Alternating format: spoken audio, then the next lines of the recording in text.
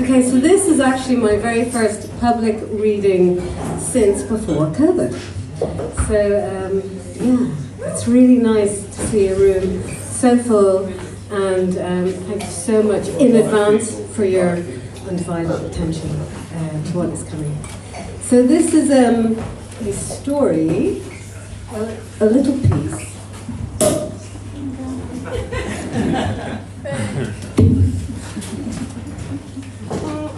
Okay. Yeah. Okay. So this is from a very unreliable memoir that I've written called "Love Is Not Love," and it's called "Falling for Cromwell." The beast is coming. His opening plea after 2 years' silence. Get out now. Flee. During COVID, it became a thing, the X-appeal. This came from my Mr. Big, my one and only one. Hilary Mantel's Mr. Cromwell, Lord Cromwell, Secretary to the King, Lord Privy Seal and Vice Regent in Spirituals, made his presence felt. I was reading the final installment of her trilogy. Anyone remember it? Amazing, amazing book, so The Mirror and the Light. I was reading the final installment of her trilogy, part of the COVID zeitgeist. 900 pages of literary brilliance. He, Cromwell, sat at the end of my kitchen table, dressed in a shade of death. Head bent forward, he attended an inventory, dipped his quill, and wondered what ailed me. Chain mail, I replied. Chain email. Nominations littered my message threads, calls to engage in virtual inventories, top 10 books, albums, etc. Like I had the time.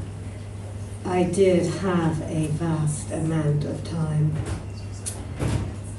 Break this chain and your family will be decimated. I axed them. To the tower, took a feather out of your cap, Cromwell. He raised a brow, a direct gaze met a raised tumbler of whiskey to welcome in the evening. It was becoming a ritual. How we humans love a ritual.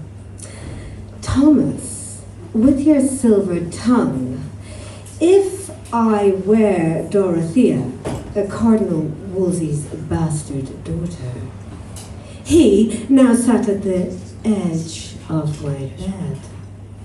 I wouldn't have made you weep and would have wiped your tears with that fine linen handkerchief.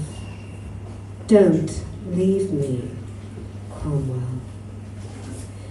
2 years since our last meeting.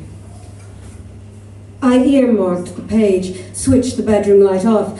I admit to a crush, literally, metaphorically. Despite knowing his demise was imminent, I did not want this story to end. Meanwhile, he said, "The beast is coming." COVID diary entry day LXXXII. An attempt to broaden my lockdown horizon. Bright side outlook, fresh air, less pollution, birdsong, the beauty of nature, traffic-free skies, roads, starry nights, a reconfiguration of values, gratefulness, the small things in life, the humbling. Too much time on my hands, the skin now aged, parched and wrinkled due to the excessive washing. Time on my hands to seek, reconnections. The heart of London was eerily beautiful, and I cycled the lanes to Austin Friars, to Mr. C's abode. It no longer existed. He no longer existed. God damn. Time is but a mind construct. Somewhere we are kissing on a street in Flanders as Tyndall feverishly translated the Bible. We stopped into a cathedral, you and I. Yes, you beast. You and I, in front of the altar, kiss. Times have changed, Thomas C. Your fate awaits. I left you on the shelf.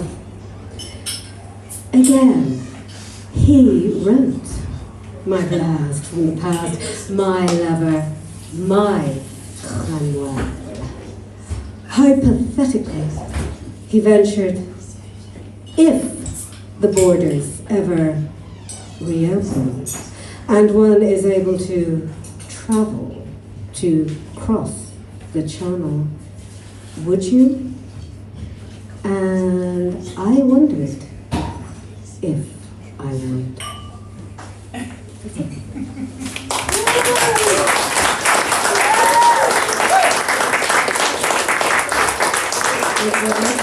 Now it's back